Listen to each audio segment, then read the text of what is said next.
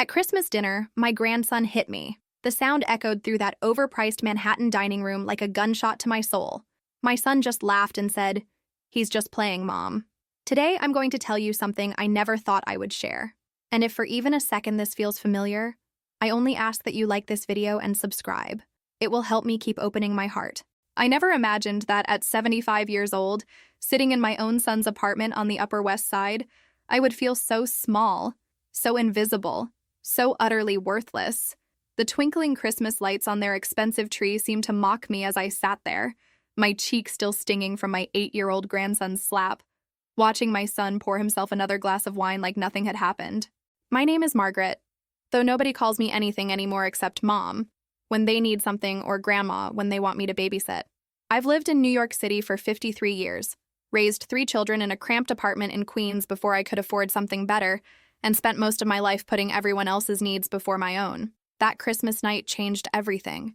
Every morning, I would wake up in my small but tidy apartment on East 79th Street, the same routine for the past decade: pills for my arthritis, coffee black because I'd given up cream to save money for my family's endless needs, the radiator clanking like an old ghost, reminding me I was still alive, still breathing, still giving everything I had to people who seemed to have forgotten I existed. The smell of that December morning was crisp and cold, the kind that cuts through your coat and settles in your bones. I remember standing at my kitchen window, looking down at the busy street below, watching all those people rushing to their important lives while I waited for a phone call that might not come. Again, I had been looking forward to Christmas dinner for weeks. I'd bought presents I couldn't really afford, spent hours cooking my grandmother's secret brisket recipe, the one that used to make my children fight over seconds when they were young. I'd even bought new placemats, hoping to make everything perfect, hoping they would see me, really see me, for once. But when I arrived at Michael's apartment that evening, carrying bags of food and gifts, nobody even looked up from their phones. My daughter-in-law Sarah gave me a quick peck on the cheek, the kind you give a stranger at church. My grandson Tommy barely grunted hello before running back to his video games. Only little Lily, my 8-year-old granddaughter, seemed genuinely happy to see me. "Grandma," she called, running to hug my legs. "I missed you." Those words should have filled my heart, but instead, they broke it a little more, because I realized she was the only one who had said them, the only one who meant them. During dinner, I tried to engage everyone in conversation. I asked about Michael's work at the investment firm, about Sarah's new job at the marketing company, about the children's school. I got one-word answers, distracted nods, the kind of responses you give to background noise. I might as well have been the wallpaper. Then it happened. I was reaching across the table to smooth Tommy's hair back from his forehead, the way I used to do with his father when he was small. It was such a gentle gesture, born from decades of motherly instinct and love. But Tommy jerked his head away, and, without warning, his small hand shot out and slapped me across the face. The shock was immediate and complete. Not just the physical sting, though that was real enough, but the emotional earthquake that followed. In that moment, sitting at their polished dining table surrounded by the trappings of the success I had helped make possible, I felt more alone than I had ever felt in my life. Michael's reaction cut deeper than his son's slap. He laughed. Actually, laughed. "He's just playing, Mom. Don't take it so seriously. Kids will be kids." Sarah didn't even look up from cutting her meat. Nobody apologized. Nobody corrected Tommy. Nobody seemed to think anything was wrong with what had just happened. I sat there, my cheek burning, my heart crumbling, and realized that this was how they saw me. Not as the matriarch of the family, not as someone deserving of basic respect, but as a thing to be tolerated, an obligation to be endured. I excused myself to the bathroom and stared at my reflection in their expensive mirror. The face looking back at me was tired, worn down, older than my 75 years. When had I become so invisible? When had I stopped mattering? That night, I went home and couldn't sleep. I sat in my living room, surrounded by photographs of family gatherings where I was always smiling, always serving, always giving. I began to remember all the times I had sacrificed for them, all the times I had said yes when I should have said no, all the times I had given pieces of myself until there was barely anything left. Let me tell you about those sacrifices, because they didn't happen overnight. They were the slow erosion of a woman who had once been strong, who had once known her worth. When Michael was born, I gave up my teaching career. I had loved being in the classroom, loved shaping young minds, loved the respect and purpose that came with the profession. But childcare was expensive, and we needed every dollar. So I stayed home, and I told myself it was temporary. That was 47 years ago. When my husband Robert died of a heart attack at 58, I could have gone back to teaching. Instead, I took cleaning jobs to support Michael through college. I scrubbed other people's toilets and mopped their floors so my son could get his business degree. I worked nights and weekends, my knees aching, my hands raw from chemicals, but I told myself it was worth it. He was going to be successful. He was going to make something of himself. And he did. Michael got his degree, got his job on Wall Street, started making more money in a month than I made in a year. He met Sarah, bought his first apartment, then a bigger one, then the one where he lives now with its granite countertops and city views. I was so proud. I thought I had succeeded as a mother. But success, I learned, doesn't always include gratitude. "Mom, can you help with the down payment?" he asked when he wanted to buy his first place. It was $25,000, most of my savings, but I said yes. "Mom, we need help with the wedding. Another $15,000 from my dwindling retirement fund. Mom, Sarah's pregnant and we need a bigger place. Mom, Tommy needs private school tuition. Mom, can you babysit this weekend and next weekend, and maybe for the whole week while we go to the Hamptons?" Each request came with less appreciation than the last. Each yes I gave made the next ask easier for them and harder for me. Somewhere along the way, I had become not a person but a resource. Not a mother but a bank account with a heartbeat. The phone calls became demands. "Mom, I need you to pick up Tommy from school every day this week." "Mom, can you have Lily for the weekend? We have plans." "Mom, we're short on rent this month." Always needs, never wants. Always urgent, never grateful. I started to dread the sound of my phone ringing. I would see Michael's name on the screen and feel my chest tighten, knowing it meant another piece of myself I would be expected to give away. But I always answered. I always said yes, because they were my family, and family is supposed to come first, right? I began to notice the little things that cut deep. The way Sarah would roll her eyes when I offered advice. The way Michael would check his phone while I was talking. The way they would make plans without including me, then act surprised when I felt left out. The way they took my yeses for granted and seemed shocked the rare times I even hesitated. My birthday came and went 3 years running without a phone call. Christmas gifts became afterthoughts. Store-bought cards with no personal message. I would spend weeks planning their birthdays, their anniversaries, their children's special days. But my own milestones passed unnoticed. I remember one particularly painful evening 2 years ago. I had been battling a terrible bout of flu, barely able to get out of bed for a week. I called Michael, hoping he might offer to bring some soup or just check on me. Instead, he seemed irritated that I was bothering him. "Mom, we're really busy right now. Can't you just see a doctor or something?" When I mentioned how alone I felt, how scared I was being sick by myself, he sighed like I was being dramatic. "Mom, you're fine. You're always fine. You worry too much." I hung up the phone and cried for hours. Not just from the physical misery of the flu, but from the realization that if I had died in that apartment, it might have been days before anyone noticed. But it was the small betrayals that hurt the most. Finding out that Michael had taken his family on vacation using money I had given him for emergency expenses.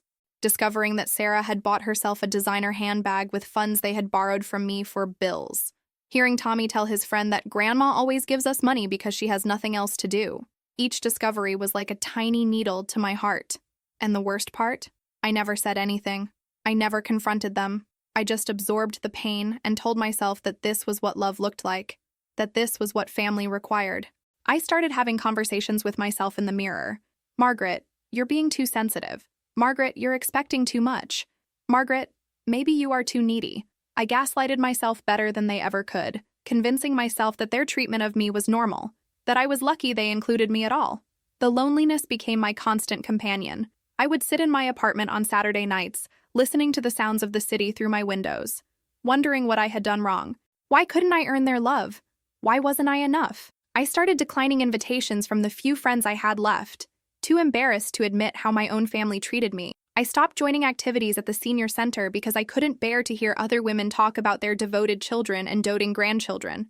I became smaller and smaller, both physically and emotionally, shrinking into a version of myself I didn't recognize. The worst part was the doubt that crept in late at night.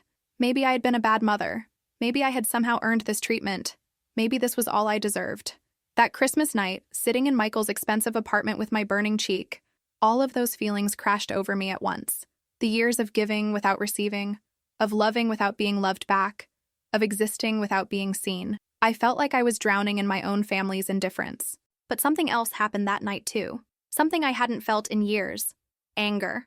Not the sad, quiet anger of someone who has given up, but the fierce, burning anger of someone who finally sees the truth. I looked around that dining room, at the expensive furniture bought with money I had contributed to, at the family I had sacrificed everything for, at my grandson who had just hit me without consequence, and I felt something crack open inside me. For the first time in decades, I asked myself a different question. Not, what did I do wrong, but what am I going to do about this? I left that night without saying goodbye. I gathered my coat and purse while they were arguing about what movie to watch, and I walked out of that apartment like I was walking out of a burning building. And maybe I was. The next morning, I woke up with that slap still echoing in my mind. But instead of the shame and self-doubt that usually followed family gatherings, I felt something new. Clarity. I made myself coffee and sat at my small kitchen table with a notebook. I wrote down everything. Every loan I had made that was never repaid. Every favor I had done that was never reciprocated. Every birthday they had forgotten. Every time they had made me feel small. Every moment when their needs had come before my basic dignity. The list was longer than I expected, and more devastating. When I was done writing, I sat back and looked at the evidence of my own life. 47 years of putting everyone else first.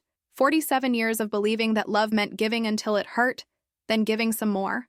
47 years of teaching my family, through my own behavior, that I didn't matter.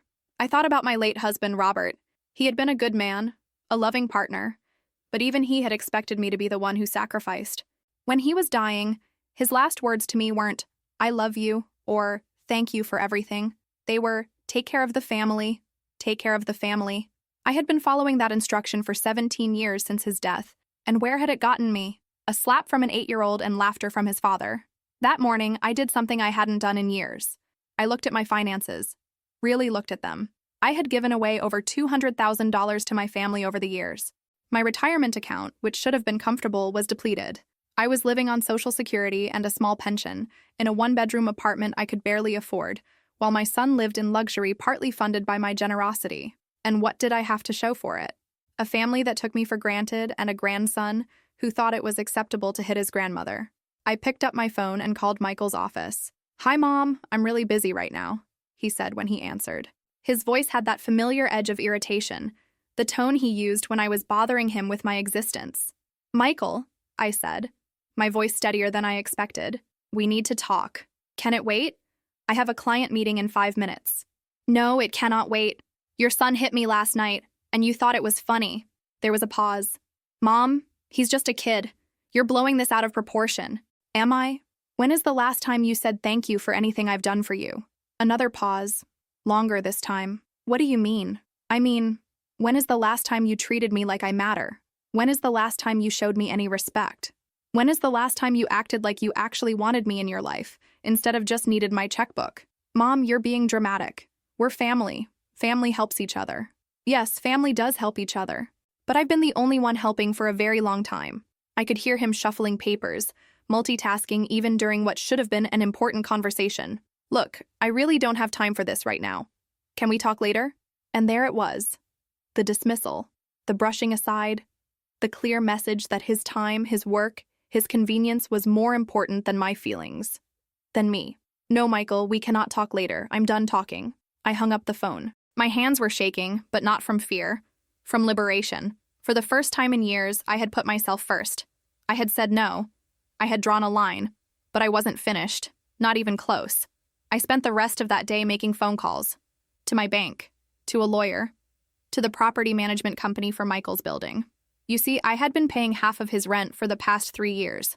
Not officially, just monthly transfers that kept him comfortable in his expensive lifestyle. That was about to stop. I also called Sarah's credit card company. The emergency credit card I had co-signed for, the one that was supposed to be for actual emergencies but had been used for shopping trips and restaurant dinners. I removed myself as a guarantor.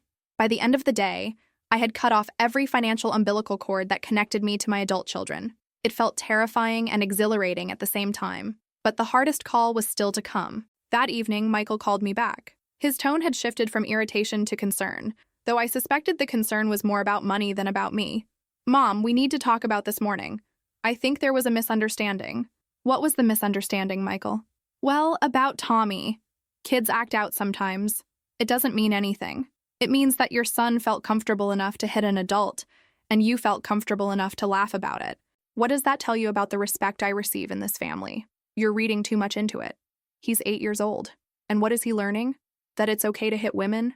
That grandmothers don't deserve respect? That violence is funny? There was silence on the other end of the line. I've been thinking a lot today, Michael, about the kind of family we've become, about the kind of mother I've been. You've been a great mother, Mom. No, I haven't. I've been an enabler. I've taught you that love means giving until it hurts. I've taught you that I don't have boundaries. I've taught you that my feelings don't matter as long as your needs are met. That's not true. When is the last time you asked how I was doing? Silence. When is the last time you invited me somewhere without needing me to babysit or bring food or contribute money? More silence. When is the last time any of you showed genuine interest in my life, my thoughts, my feelings? I let the silence stretch between us. I wanted him to really think about it, to realize what our relationship had become. Mom, we love you. You know that. Love is a verb, Michael. It's not something you feel, it's something you do. And based on your actions, I'm not sure you do love me. I think you love what I provide for you. That's not fair. What's not fair is a 75-year-old woman being slapped by her grandson while his father laughs. What's not fair is spending my entire retirement fund on a family that doesn't appreciate it. What's not fair is being treated like an ATM with a pulse. I took a deep breath. I've made some changes today, Michael. Changes I should have made years ago. What kind of changes? Financial changes. I will no longer be subsidizing your lifestyle. I will no longer be available as a free babysitter whenever you need one. I will no longer accept disrespect from you or your family. Mom, you can't be serious. We depend on your help. And that's exactly the problem. You're 45 years old, Michael. You shouldn't depend on your elderly mother for anything other than love and support. And you haven't been giving me either of those. We need that money, Mom. The rent in this city is insane. Then maybe you should move somewhere you can afford. Or get a second job. Or ask Sarah to work more hours. Or do what every other adult in this city does. Figure it out. I could hear the panic creeping into his voice. You can't just cut us off. What about the kids? What about their schooling? The children are not my responsibility, Michael. They're yours. I raised my children. These are yours to raise. But you love them. I do love them.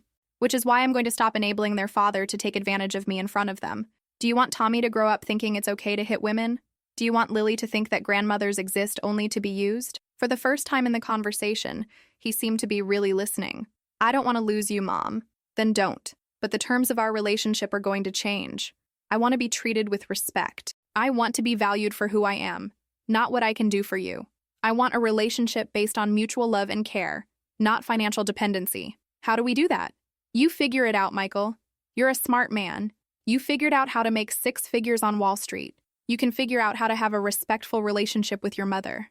After I hung up, I sat in my quiet apartment and waited to feel regret. Waited for the guilt to crash over me. Waited for the voice in my head that would tell me I was being selfish, that I was abandoning my family, that I was a bad mother and grandmother. But those feelings never came. Instead, I felt something I hadn't experienced in years. Peace. The next few days were hard. Michael called several times, his tone cycling between anger and pleading. Sarah left voicemails that ranged from accusatory to apologetic. I let them all go to voicemail. I needed time to think, to plan, to figure out who I was when I wasn't constantly giving pieces of myself away. I took long walks around the Upper East Side, really seeing the city for the first time in years. I noticed things I had missed while I was so focused on everyone else's needs. The way the light hit the buildings in the afternoon, the sound of children playing in Central Park, the smell of fresh bread from the bakery on Lexington Avenue. I felt like I was waking up from a long sleep. On the 4th day, there was a knock at my door. I opened it to find little Lily standing in the hallway with Sarah behind her, looking uncomfortable. "Hi, Grandma," Lily said in her sweet voice. "Mommy said you were sad." I knelt down to her level. "Hi, sweetheart. I'm not sad anymore. I'm actually feeling much better. Daddy said you don't want to see us anymore." My heart broke a little. "Oh, honey, that's not true. I always want to see you. But things are going to be a little different now." "Different how?" I looked up at Sarah, who was avoiding eye contact. "Can we come in and talk, Margaret, please?" I invited them in and made tea while Lily played with some toys I kept in a basket for her visits. Sarah sat at my small kitchen table, fidgeting with her hands. "Margaret, I want to apologize," she said quietly, "about Christmas night, about Tommy hitting you. I should have said something." "Yes, you should have. I was shocked, and I didn't know what to do." Michael handles the discipline, and when he laughed, I followed his lead. "Sarah, I've been hit by an 8-year-old, laughed at by my son, and ignored by you. How do you think that made me feel?" She looked up at me then, really looked at me, and I saw something in her eyes I hadn't seen in years. She saw me as a person. I imagine it made you feel terrible, disrespected, hurt. It did. All of those things. I'm sorry. I'm really, genuinely sorry. It was the first real apology I had received from any of them, and it meant something. Not enough to change everything, but something. Thank you for saying that, Sarah. That matters to me. Michael is really upset about the money thing. I'm sure he is. But it was the right thing to do. Can I ask why? I mean, I think I understand, but I want to hear it from you. I looked at this woman who had been part of my family for 15 years, who had given me grandchildren I adored, who had also participated in taking me for granted. She seemed genuinely interested in my answer. Because enabling people doesn't help them, Sarah, it hurts them. And it was hurting me too. I was disappearing into my generosity. I was becoming nothing but a checkbook, and that's not good for anyone. What do you want from us?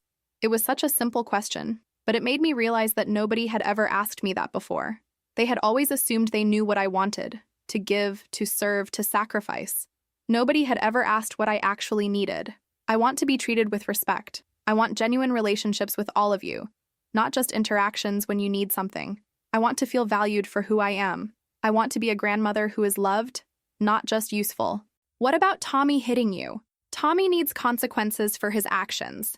He needs to understand that hitting people is never acceptable, especially hitting women, especially hitting elderly women. He needs to apologize to me, and he needs to know that behavior will never be tolerated again. Sarah nodded. You're right. We've been too lenient with him. And I want to know that if something like that happens again, you and Michael will stand up for me. That's what family does. They protect each other. Yes. Absolutely. We sat in silence for a moment, and I realized this was the most honest conversation Sarah and I had ever had. Maybe the most honest conversation I'd had with anyone in my family in years. What happens now? She asked. Now we see if the family can learn to function in a healthier way. Without me as the financial safety net. Without me as the always available babysitter. With me as a person who deserves respect and consideration. And if we can't? I looked at Lily, playing quietly with her dolls, innocent of all the adult tensions swirling around her. Then we'll have learned something important about what this family really values. That conversation with Sarah gave me hope. Not enough to change my boundaries, but enough to believe that maybe, just maybe, some of them could learn to see me differently. But I knew the real test would come with Michael. He showed up at my door that weekend, without Sarah or the children, just him, looking haggard and stressed in a way I hadn't seen since he was in college. Mom, we need to talk. Yes, we do. He came in and sat on my couch, the same spot where he used to curl up as a little boy when he was sick or scared. For a moment, I could see that little boy in his face, and my heart softened. I've been doing a lot of thinking this week, he said. Good. What have you been thinking about? About how we treat you. About what happened at Christmas. About everything. I waited. I had learned the power of silence, of letting people fill the quiet with their own truths. I think we've been taking advantage of you. It was the first time he had ever admitted that, and it hit me like a wave of relief and sadness all at once. Yes, you have been. I didn't realize it was so bad until you cut off the money. When I had to look at our budget, really look at it, I realized how much we were depending on you. It's embarrassing. It should be embarrassing. You make more money than I ever did, but you were living partially off your retired mother's savings. He winced. When you put it that way, that's the only way to put it, Michael. That's exactly what was happening. I'm sorry, Mom. I'm truly sorry. For what, specifically? He looked up at me, and I saw something in his eyes I hadn't seen since he was a child. Vulnerability. For taking your money without appreciation. For taking your time without consideration. For letting Tommy hit you. For laughing when he did. For treating you like you exist only to serve us. Each apology felt like a small healing of a wound I had carried for years. For making you feel invisible, he continued. For making you feel like your feelings don't matter. For not protecting you from disrespect in your own family. I felt tears starting to form, but they weren't tears of sadness. They were tears of recognition. My son was seeing me, really seeing me, for the first time in years. Thank you for saying that, Michael. That means everything to me. What can I do to make this right? You can learn to value me for who I am, not what I can do for you. You can treat me with the respect you would show any adult you cared about. You can teach your children to respect me too. What about the money stuff? I know we can't depend on you anymore, and honestly, we shouldn't have been. But it's going to be hard to adjust. Hard things make you stronger, Michael. You'll figure it out. People all over this city live on what you make without help from their elderly parents. I know, you're right. And I want a real relationship with my grandchildren, not just as a babysitter, but as their grandmother. I want to take them to museums and parks and have conversations with them. I want them to know me as a person, not just as someone who watches them when their parents are busy. I'd like that too. And Michael, if anyone in your family ever disrespects me again, if anyone treats me poorly or takes me for granted, I will walk away. And next time, it will be permanent. He nodded slowly. I understand. Do you? Because this isn't a negotiation. These are my boundaries. You can choose to respect them or not, but these are the terms of having me in your lives going forward. I respect them. And I'll make sure Sarah and the kids do too. It was a start. Not a solution, not a magic fix for decades of dysfunction, but a start. Over the next few months, things slowly began to change. Michael and Sarah had to downsize to a smaller apartment, one they could actually afford on their own income. Tommy was enrolled in public school instead of private school. They had to budget and sacrifice and make hard choices, the way adults are supposed to do. And you know what? It was good for them. It was good for their marriage, good for their children, good for their character. They became more resourceful, more grateful, more responsible. More importantly, they began to treat me differently. Michael started calling just to chat, not just when he needed something. Sarah included me in family decisions and asked for my opinion on things that mattered. The children were taught new rules about respecting adults, especially me. Tommy never laid a hand on me again. In fact, with consistent discipline and clear boundaries from his parents, his behavior improved dramatically. He even wrote me a letter apologizing for hitting me, not because he was forced to, but because he came to understand that what he had done was wrong. Lily and I developed a beautiful relationship. Every other Saturday, she would come spend the day with me. We would go to the Metropolitan Museum of Art or walk through Central Park or bake cookies in my tiny kitchen. She would tell me about school and friends and dreams, and I would tell her stories about my childhood and her father when he was young. She got to know me as Margaret, not just as Grandma. But the most important change was in me. I began to remember who I was before I became everyone's caretaker. I started taking art classes at the community center. I joined a book club at the library. I made friends with other women my age who had their own stories of learning to value themselves. I began to travel. Not expensive trips, just weekend getaways to places I had always wanted to see but never prioritized. I went to Philadelphia to see the Liberty Bell. I took a train to Boston and walked the Freedom Trail. I spent a weekend in Washington, D.C., visiting museums and monuments I had only seen in pictures. Each trip was a declaration of independence, a statement that my life had value beyond what I could provide for others, that I was worth investing in, that my dreams mattered too. I also began dating. At 76 years old, I met a wonderful man named Frank at the book club. He was a retired librarian, a gentle soul who had also spent years caring for others before learning to care for himself.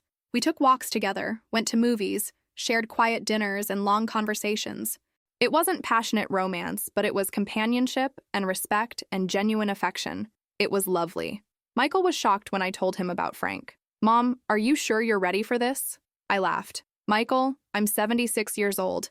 If I'm not ready now, when will I be?" "But what if he's just after your money?" "What money? The money I spent on you? Besides, Frank has his own pension and savings. He's not looking for a sugar mama." The question revealed how my son still saw me, as someone whose primary value was financial. But it also showed how much I had changed, because his assumptions didn't hurt me anymore. They just seemed silly. "I want you to be careful, that's all. I want you to be happy for me. I want you to trust that I'm capable of making good decisions about my own life. I am happy for you, Mom. It's just different. Different good or different bad? Different good, I think. You seem lighter." Lighter. Yes, that was exactly how I felt. Like a weight I had been carrying for decades had finally been lifted. As I sit here now, 2 years after that Christmas night that changed everything, I can honestly say I am happier than I have been in decades. My relationship with my family has healed and strengthened because it's now based on mutual respect, rather than one-sided sacrifice. My grandchildren know me as a person, not just a provider. My son and daughter-in-law have grown into true adults, taking responsibility for their choices and their family. And I have rediscovered myself, the woman I was before I became everyone's everything, the woman who has interests and dreams and value that exists independent of what she can do for others. But the real transformation wasn't in my family's behavior. It was in my understanding of love itself. For most of my life, I believed that love meant sacrifice, that caring meant giving until it hurt, that being a good mother and grandmother meant erasing myself in service to others. I now know that real love requires boundaries. It requires respect. It requires seeing and valuing each other as complete human beings, not just in terms of what we can provide. Real love builds people up rather than wearing them down.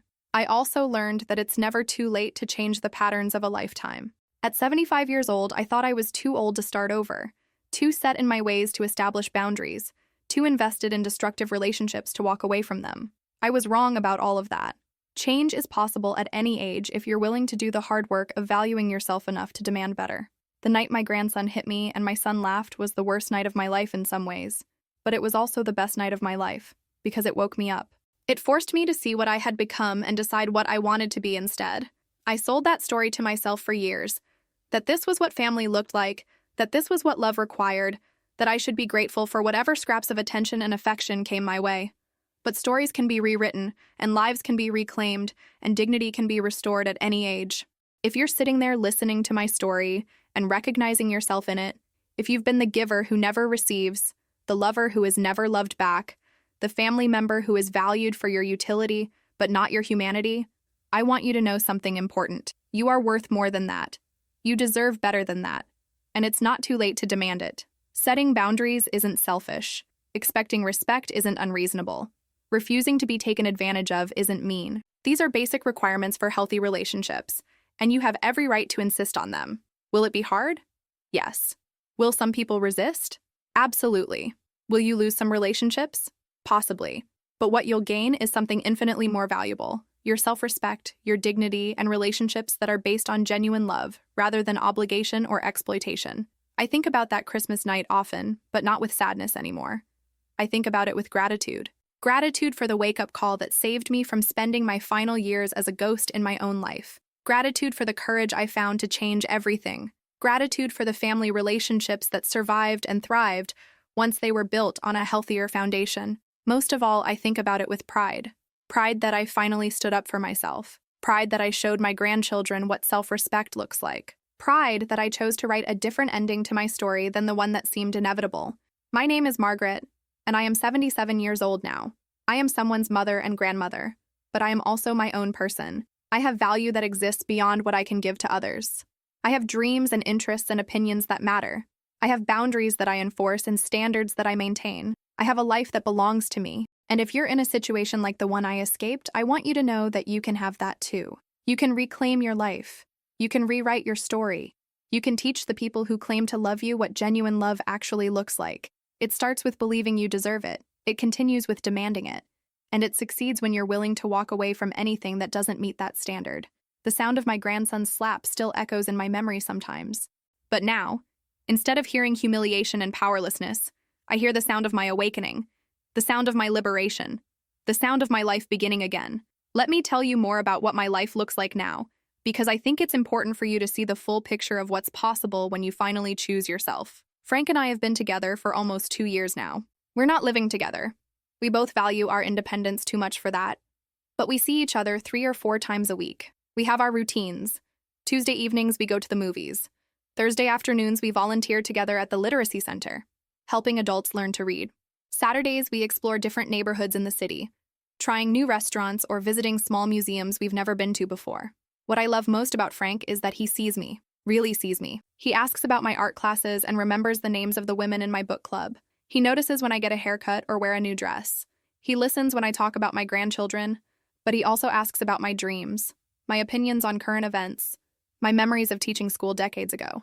With Frank, I am not just a grandmother or a former mother or an elderly woman. I am Margaret, a complete person with a full life. The other day, he brought me flowers. Not expensive roses, just daisies from the corner deli. But he said, "I saw these and thought of you because they're cheerful and bright, like you are." When is the last time someone in my family had noticed that I was cheerful? When is the last time they had noticed anything about my personality at all? In my art class, I've discovered that I have a talent for watercolors. Who knew? At 77 years old, I'm learning something entirely new about myself. My teacher, a woman named Elena, who's probably 40 years younger than me, says I have an intuitive understanding of color and light. Me, Margaret, who spent so many years believing she had nothing special to offer the world. I've painted 17 pictures so far. Small ones, mostly landscapes and flowers, but each one represents something important to me. The first one I painted was of Central Park in autumn, because that's where I used to take Michael when he was small. before everything became about what I could provide instead of who I was. The most recent one is of the view from my apartment window at sunset, because I've learned to appreciate the beauty that's been right in front of me all along. I gave one of my paintings to Lily last month, a small watercolor of a butterfly emerging from its chrysalis. She hung it up in her bedroom and calls it Grandma's Butterfly. Every time I see it there during our Saturday visits, I feel proud. Not just of the painting, but of the woman who created it, the woman who refused to disappear into other people's needs. Our Saturday adventures have become the highlight of both our weeks. Last weekend, we went to the Brooklyn Botanic Garden and spent hours in the Rose Garden. Lily wanted to know the names of all the different varieties, and we made up stories about which roses would be friends with each other if they could talk. It was silly and wonderful, the kind of memory I hope she'll carry with her forever. But the most meaningful part wasn't the roses or the stories. It was when she looked up at me and said, "Grandma, I'm glad you're happier now." A 8-year-old child had noticed what the adults in my family had failed to see for decades. She had seen that I was happier, that I was more myself, that I was thriving in ways I hadn't before.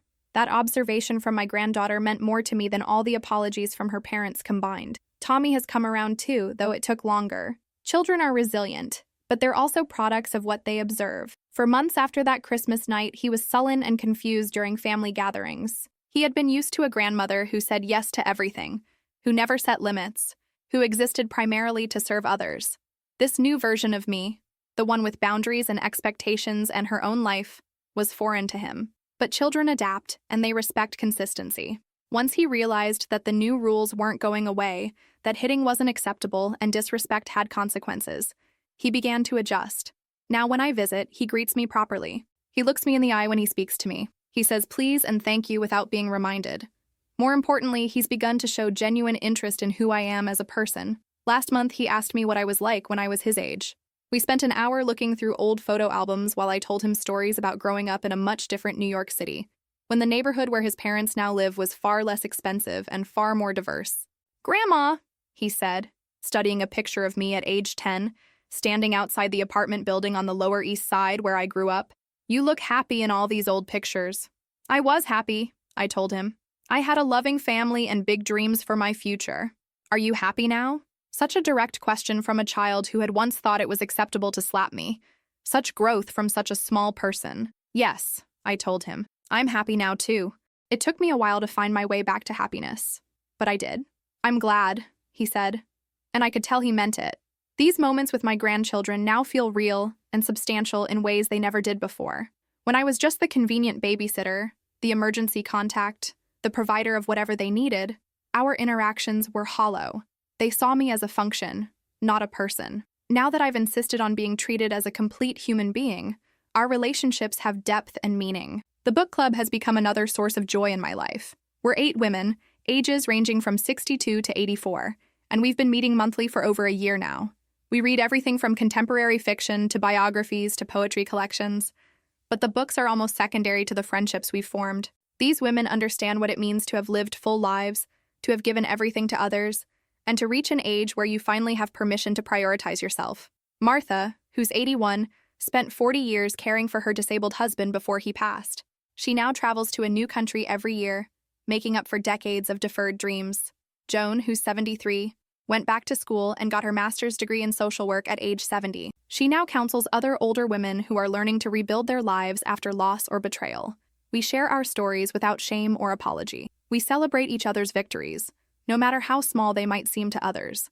When I told them about standing up to my family, about cutting off the financial support and demanding respect, they cheered, literally cheered, right there in the library meeting room. "Good for you," said Eleanor, who's 78 and survived her own family's financial manipulation. "It's never too late to teach people how to treat you properly." These women have become my chosen family in many ways. We support each other through health scares and family tensions and the ordinary challenges of aging. But we also celebrate with each other. New relationships, creative achievements, personal milestones that might go unnoticed by our biological families. When Frank asked me to be his guest at his daughter's wedding last spring, the book club women helped me pick out my dress and insisted on doing my makeup. When Joan's grandson graduated from college with honors, we all attended the ceremony as her cheering section. When Martha's travel memoir was published by a small press, we hosted a launch party at the library. This is what community looks like when it's built on mutual respect and genuine care, rather than obligation and expectation. This is what relationships look like when they're chosen rather than assumed. My travels have expanded beyond weekend trips to include longer adventures. Frank and I spent a week in Vermont last fall, staying in bed and breakfasts and visiting small towns I'd always wondered about. We hiked easy trails through forests blazing with autumn colors, visited farmers' markets where we bought local cheese and honey, and spent evenings reading by fireplace in cozy inns. It was the first vacation I had taken in over a decade that wasn't centered around someone else's needs or schedule. I didn't have to think about what to bring for the grandchildren or whether I would be needed for babysitting when I got back. I could simply enjoy the experience of being away, of seeing new places, of having unscheduled time to fill however I chose. In the spring, I took my most ambitious trip yet, a painting workshop in Tuscany. 3 weeks in a small Italian village, learning from professional artists and painting en plein air in olive groves and medieval town squares. It was expensive, the first truly extravagant thing I had spent money on for myself in years, but it was worth every penny. The other students were surprised that I was there alone, that I was in my 70s, that I had only been painting seriously for 2 years. But the instructors treated me with the same respect and attention they gave everyone else. My age and my late start didn't matter. What mattered was my enthusiasm, my willingness to learn, my commitment to improving my craft. I came home with 12 paintings and a transformed sense of what was possible in my life. If I could spend 3 weeks in rural Italy learning watercolor techniques, what else might I be capable of? What other dreams might I pursue? What other adventures might I have? Michael's reaction to my travels has been interesting to watch. At first, he was skeptical and worried. "Mom, are you sure you should be traveling alone at your age?" he would ask. "What if something happens? What if you get sick or hurt?" I realized that his concern, while genuine, was also rooted in a need to see me as fragile and dependent. As long as I was the elderly mother who needed protection and assistance, I remained in the familiar role he was comfortable with. But as I demonstrated independence and competence, as I showed that I could navigate airports and foreign countries and new experiences without him, the dynamic between us had to shift. Eventually, his worry transformed into something that looked almost like pride. When I showed him the paintings I'd created in Tuscany, when I told him about the friends I'd made from different countries, when he saw how confident and vibrant I had become, he seemed genuinely impressed. "I never knew you had all this in you, Mom," he said last Christmas. Our second Christmas since the night that changed everything. "It was always there," I told him. "I just forgot about it for a while." This Christmas was different from that terrible one 2 years ago in every conceivable way. For starters, Frank joined us for dinner, and Michael went out of his way to make him feel welcome. Sarah cooked most of the meal, insisting that I was their guest rather than their servant. Tommy and Lily had thoughtful gifts for me. Not expensive things, but presents that showed they had been paying attention to my interests and personality. Tommy gave me a set of high-quality watercolor brushes because he had noticed that I was always complaining about the cheap ones I'd been using. Lily wrote me a poem about butterflies and grandmothers that made me cry happy tears. Sarah and Michael together gave me a weekend getaway to the Berkshires, where Frank and I could attend a classical music festival we had been talking about. But the best gift was intangible, the way they treated me throughout the evening. They asked about my art classes and my book club. They listened to my stories about the literacy center where I volunteer. They included Frank in conversations and seemed genuinely interested in getting to know him. They treated me like a person they enjoyed being around, not just an obligation they had to fulfill. When it was time for presents, Lily climbed onto my lap and said, "Grandma, tell everyone about the butterfly painting you made for me." As I described the painting and what it meant to me, I watched my family's faces. They were really listening. They were seeing me as someone with talents and thoughts and experiences worth hearing about. It was the same apartment, the same dining room table, but everything had changed because I had changed what I would and wouldn't accept. Later that evening, as Frank and I were getting ready to leave, Michael pulled me aside. "Mom, I want to thank you," he said. "For what?" "For making us better. For not letting us take advantage of you anymore. For showing us what it looks like to have boundaries and self-respect. You're welcome, but you did the hard work yourselves. We had to, once you stopped enabling us. But I'm grateful. We're all better people now. Better parents, better partners, better children, because you insisted on better." It was the kind of appreciation I had waited decades to hear. And ironically, it only came after I had stopped waiting for it, stopped needing it, stopped defining my worth by whether or not I received it. The truth is, my family had to hit bottom before they could learn to treat me properly. As long as I was willing to absorb their disrespect and subsidize their lifestyle and sacrifice my own well-being for their convenience, they had no incentive to change. It was only when faced with the real possibility of losing me entirely, that they were forced to examine their behavior and decide what kind of people they wanted to be. Not everyone gets that opportunity. Not every family is capable of growth and change. Some relationships are too damaged to repair. Some people are too selfish or too toxic to ever become the kind of family members you deserve. I know I was fortunate that my son and daughter-in-law were ultimately capable of recognizing their mistakes and doing the work to change. But even if they hadn't been capable of change, even if setting boundaries had meant losing them entirely, it still would have been the right thing to do.